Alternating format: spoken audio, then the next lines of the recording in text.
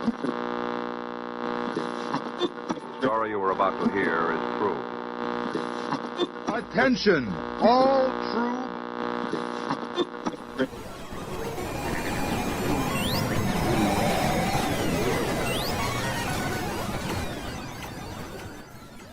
He's alive! Alive!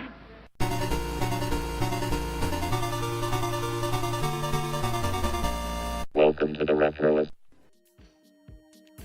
My love affair with Duck Hunt started a little bit after Nintendo had premiered in the United States. I'd mentioned this on an earlier show. We'd gone over to FAO Schwartz in New York. If you've ever seen the movie Big, FAO Schwartz is the magical toy store that Tom Hanks visited. It's an amazing place, and when you're a kid, it's Wonderland. And at this Wonderland, they had this Nintendo display with no other game but Duck Hunt. Now, I had seen Nintendo at my friend's house, but they didn't have Duck Hunt. And I wouldn't even say I'm a big fan of shooting games, but for some reason, I was completely enamored of this game. I made my way to the front of the line, got my hand on that zapper gun, and it was difficult to drag me away from that display. I just couldn't get enough Duck Hunt. That game triggered in me a desire for the Nintendo that had not existed before. I was hardcore into Atari, and I am not much for changing quickly. Now, the odd thing was, all I would talk about was Duck Hunt. When I was trying to get my mom's attention, I wanted Duck Hunt, I wanted Duck Hunt. When I did get my Nintendo, it did not come with Duck Hunt. I did not get a pack-in that had Duck Hunt, nor did I have the zapper when I first started. That really didn't matter, because the Nintendo Entertainment System on its own is great. And I'd like to thank Duck Hunt, which I'm sure had an effect on many other people, for introducing me to the next generation of console, one that would take up a lot of my time and help me move on from my Atari. So on today's show, I'd like to talk to you a little bit about Duck Hunt. We'll talk about the people who created it, its predecessors, how to play the game, some of its ports, and we'll throw in a few surprises here and there. We have an info-packed episode ahead of us, so without further ado, let's start the show.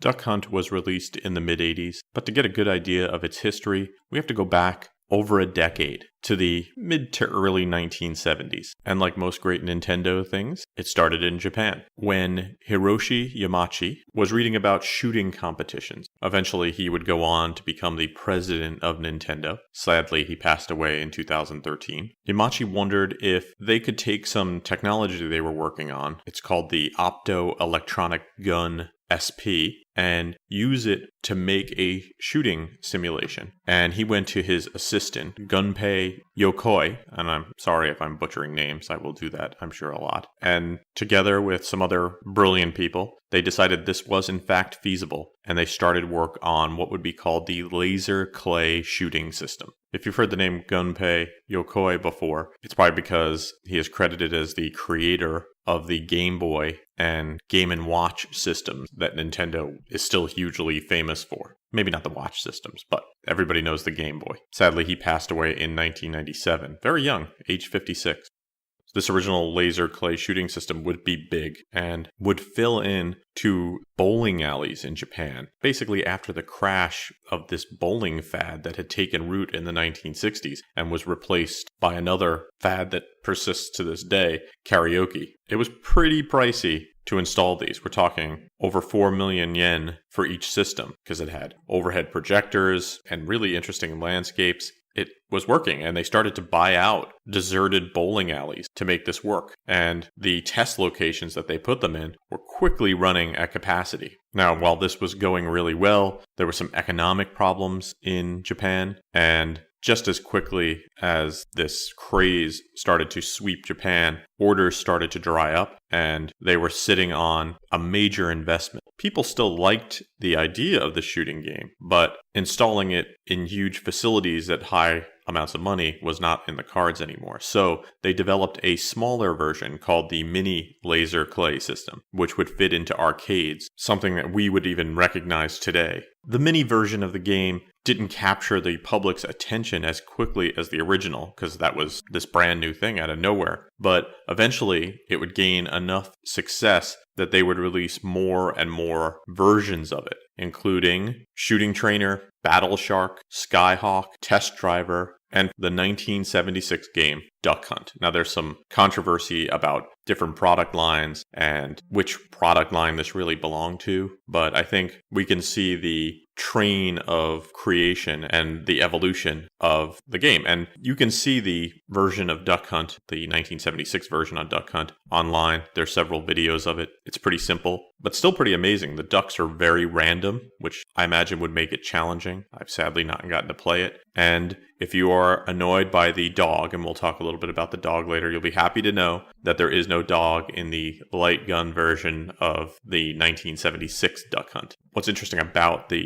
1976 Duck Hunt is it's a home system, so not even meant for arcades, and that's where people really discuss where did this really evolve from. What's truly incredible is that that original bowling alley-sized gaming system was just released in 1973, and by 1976, they had a home version for this. So just amazing how quickly technology moves forward. The game we would recognize as Duck Hunt was designed by Gunpei Yokoi and Masayuki Umura, and was released on April 21st, 1984 in Japan. With Gunpei being involved, you do see the direct descent from the laser system to the beam gun system that they used at home and into the modern age, or at least mid-80s modern age of gaming.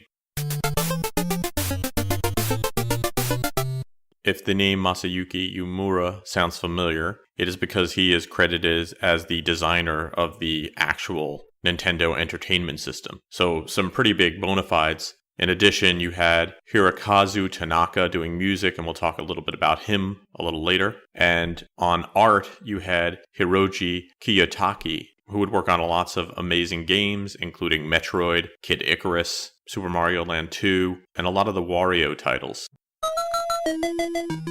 The Retroist podcast will return after these messages.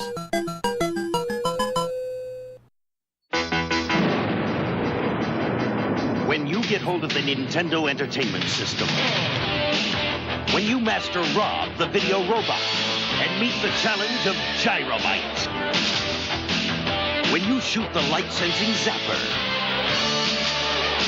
when you play the system with the most arcade hits, you're playing with power. The Nintendo Entertainment System. Now you're playing with power. We are Nintendo Ultimate TV Game System. Aim your zapper gun. You cannot beat us. Even with your robot partner, you cannot beat us. Discover new worlds. You cannot beat us. We are Nintendo. We challenge all players. You cannot beat us. And now back to the Retroist podcast.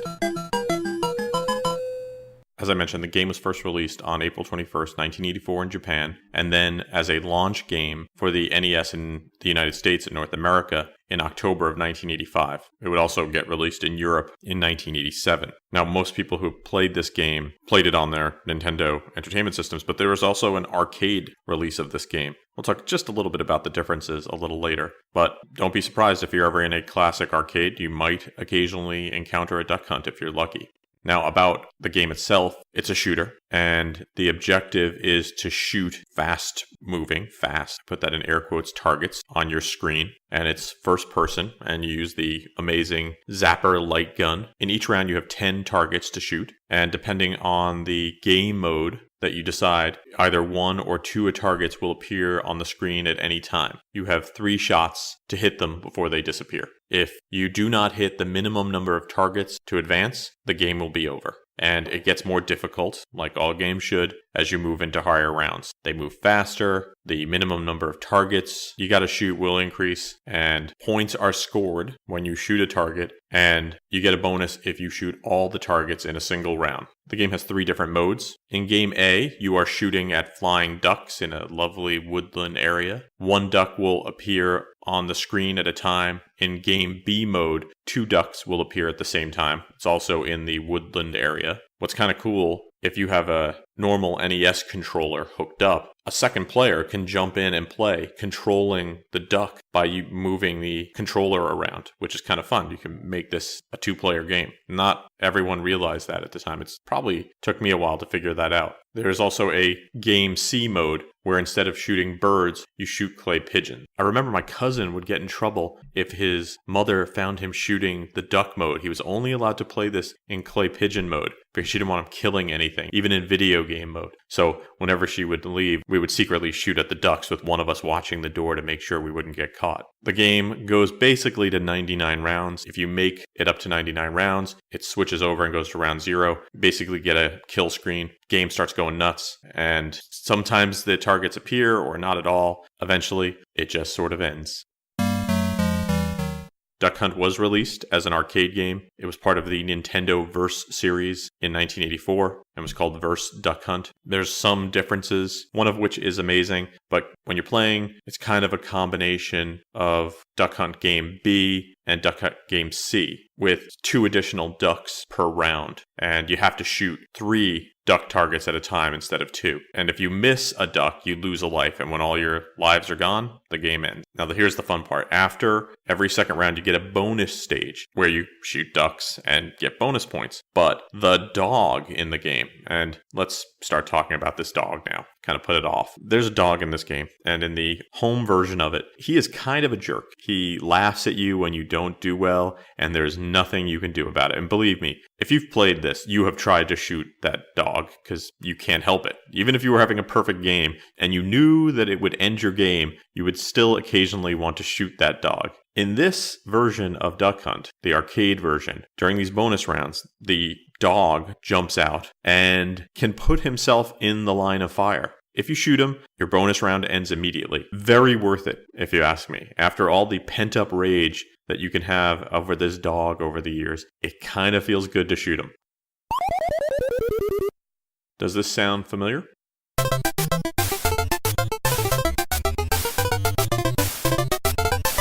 That is the music to Duck Hunt. It was composed by the great Hirokazu Tanaka, great video game music maker working at Nintendo. Tanaka, or Hip, was born in 1957, sometimes called Chip Tanaka. Probably best known for making some amazing music, ones that you'll recognize, including the music you hear in Super Mario, Metroid, Dr. Mario, Kid Icarus, Tetris, and so on and so on and so on. What's amazing is that not only was he making great music, but he's also an engineer and worked on projects related to the Game Boy, including the Game Boy camera and the Game Boy printer. I've always wanted a Game Boy printer for some reason. I don't know why. But just think of all the talent that this guy has. There's a lot of people who make great audio based on video game music, and they're creating it right now in the world. But there are only a couple of people who are legends in the early creation of this music, and Mr. Tanaka is definitely one of them. Hopefully he will continue to make great music for years to come. Quick note about cheating in Duck Hunt. If you're going to play this game, just take a step back. Don't put your gun right against the screen. I had a lot of friends who would do this, rack up score. It's not really a game at that point. If you're just trying to impress your friends, it's not really worth it. Just get better at the game. That's all. Makes life a lot better. Okay, now that I've said that, I totally used to do that all the time. And I would try to time it so that when my friends came over, they would be shocked at how good I was doing. But I really would just have been really close to the screen, shooting the ducks to try to get my score up. So that's just between you and me. Don't tell anybody. Some of you might be saying, but what about Quack? Okay, there's one of you is saying that. There was a game called Quack with an exclamation point. Quack! which was released in 1974 by a company called Atari. And it's a video game that has a light gun where you shoot ducks, and a duck flies across the screen, and you have 3 shots to kill it, and then a hunting dog runs out and gets the duck. This is a game that I keep looking for in arcades and arcade shows, and I think I got to play it when I was younger, but I don't have a distinct memory of it. Sadly, it's one of those games that is not well documented online, constantly looking for videos of gameplay. So it's on my list of games, and one day I will find it. Some people have said that basically Duck Hunt was a ripoff of Quack. I can't prove that. I'd love to hear somebody else's opinion. They do seem to have some things in common, but if you're going to make a game about duck hunting, there's not a lot of different things you could do. So I think that there's a good chance that if you didn't put a hunting dog in there, or if you didn't have ducks in a game called Duck Hunt, you really weren't having a game called Duck Hunt. The Retroist podcast will return after these messages. What will the future bring from Nintendo? More hits like Super Mario Brothers. Arcade hits like Kung Fu. Nintendo has the most video game hits. Hogan's Alley, Duck Hunt, and more like baseball and Excite Bike. And you can play them only on the Nintendo Entertainment System. Now you're playing with power. What's it like to play the Nintendo Entertainment System?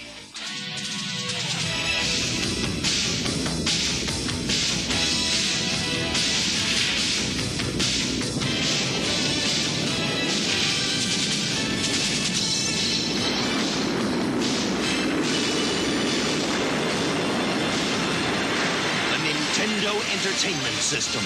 Now you're playing with power.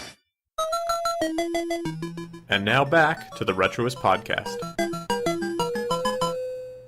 For those who are fans of that very adorable, annoying dog, he was included in the Super Smash Bros. Title as a character, and Duck Hunt itself has been released for the Virtual Console, so if you want Duck Hunt action, you can play it on more modern systems. Now, although this game has a lot of repetitiveness, it was very popular, and I'd like to say it's because it's an amazing game, which I think it is, but some people have said it gets repetitive, which can, but it was also a pack-in, meaning it was included with many Nintendo Entertainment Systems that were sold. So you have to fold in that number into how many copies were sold. But even with that, the number of people who own this game is staggering. There's 28 million copies of this game out there. So if you want Duck Hunt, it is not a difficult one to find. I think most flea markets or garage sales I go to where someone has a stack of NES games, there's a Duck Hunt in it. And maybe that's because every collector already has Duck Hunt, so nobody is picking it up.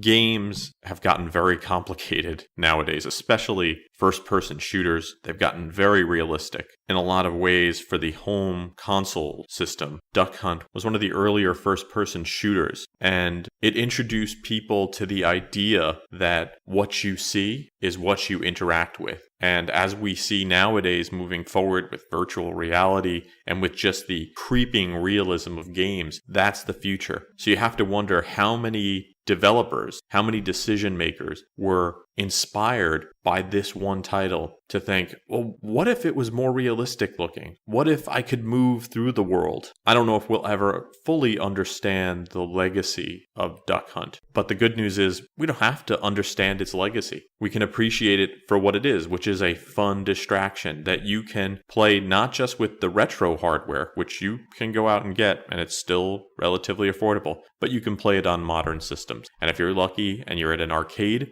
you can play it there and shoot that lovable hound. Either way, I hope you'll spend some time appreciating the amazing game that is Duck Hunt.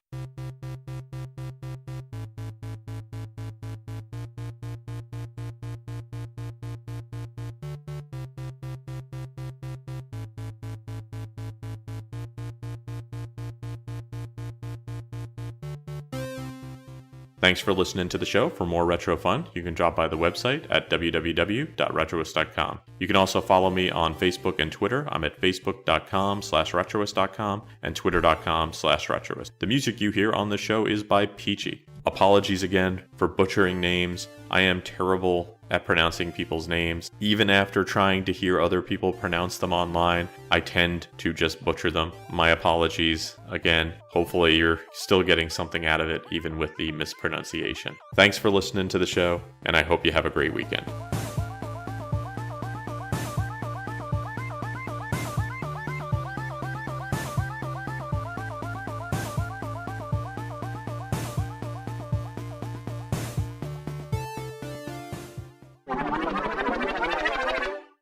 So, shooting the light gun through the Coke bottle didn't make it a shotgun. Not at all. This has been a Retroist production. Goodbye.